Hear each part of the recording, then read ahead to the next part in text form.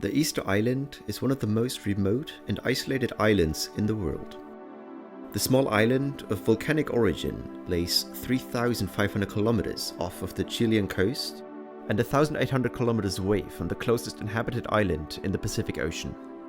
Despite its remoteness, the Easter Island was not spared from centuries of power struggles, wars, slavery, and other human conflict.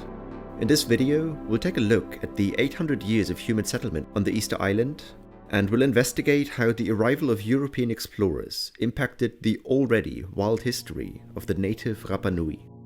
Chapter 1. The Initial Settlement.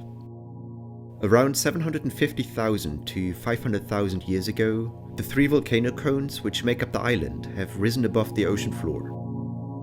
With time, a distinct ecosystem developed over the island, with plenty of low vegetation and a few trees with heights of up to 15 meters.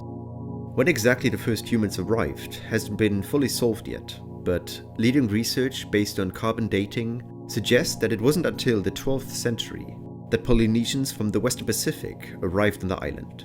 The first settlers most likely arrived by canoes or catamarans from the neighboring Gambier Islands, which lay around 2,600 kilometers to the west. According to Christian missionaries that lived on the island in the 1860s, which partly recorded the history of the native Rapa Nui, the arrived settlers spread over the island and broke up into 9 different clans, which were reigned by a so-called Ariki, or a high chief. This high chief wielded power over the other 9 clan chiefs, and the power was passed on through the bloodline to the firstborn of every chief. During the following centuries, the famous stone statues called Moai were erected, and they served as a bridge between the deceased ancestors and the living population of the Rapa Nui. The Moai are said to represent former chiefs or people of importance, and their presence was supposed to guard the island and to feed the people with spiritual energy called mana. Over time, the island's population rose to 15,000 people, but with increased population and the introduction of a new rat species from other Polynesian islands, a series of problems arose which quickly diminished the population again. Chapter 2. The First Collapse. Over the centuries, the original settlers lived beyond the biocapacity of the island, which ultimately led to the first collapse of the Rapa Nui population before the 17th century. The entire island was only roughly the size of the city Milan in Italy, and since there was no trade connection to the outside world, it had to fully support every aspect of the life of the native settlers. Increased need for cultivation and the introduction of the Polynesian rat, which consumed crops and seeds, the island was slowly but surely deforested. Just before the 17th century, there were no more trees found on the island, which diminished the Rapa Nui's ability to build seaworthy vessels for fishing, and overhunting and overcultivation diminished the food supply from the island itself, which led to a sharp decrease in population from 15,000 people to below 3,000 at the time of European discovery in 1722. As a result of the instability caused by famine, the social structure also began to collapse, and the clan system, with strong spiritual ties to the dead through the Moai statues, began to lose importance.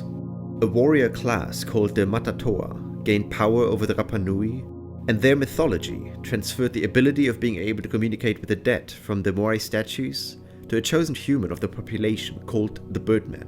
During this time, many of the Moai statues were toppled or destroyed in an attempt to cut the source to spiritual energy for rivaling classes, and the life on the Easter Island would only get more chaotic with the arrival of the Dutch explorer Jacob Roggeveen on Easter Sunday in the year 1722. Chapter 3. Arrival of the Europeans. The first European to set foot on the Easter Island, and the man that gave the island its name that we're using today, was the Dutchman Jacob Roggeveen. It is said that during the few days that he and his crew spent on the island, the encounter with the Rapa Nui escalated, and when he left, a dozen of the Rapa Nui people were dead and many more injured.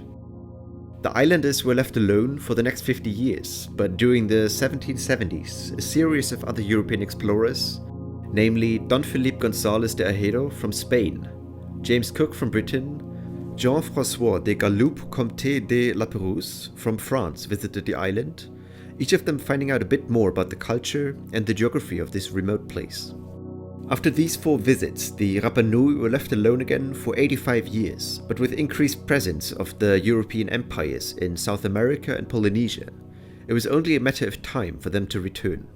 The 1860s would leave a big scar on the heritage of the Rapa Nui, with the raid from the Peruvian slave traders, and the arrival of the convicted murderer Jean-Baptiste Dutroux-Bornier.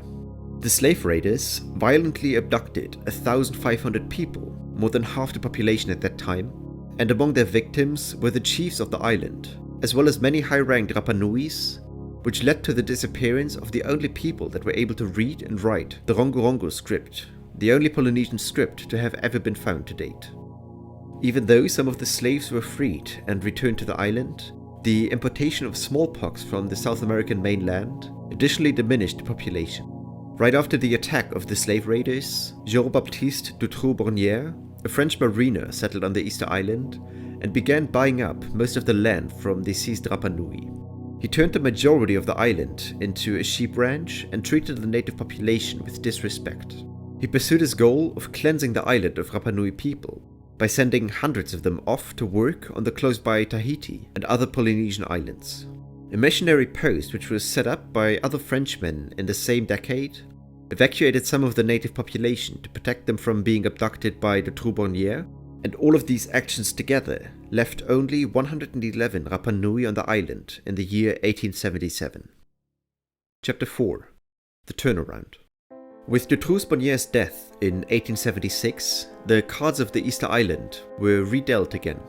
Alexander Salmon Jr. inherited a farm on Tahiti where many Rapa Nui were forced laborers.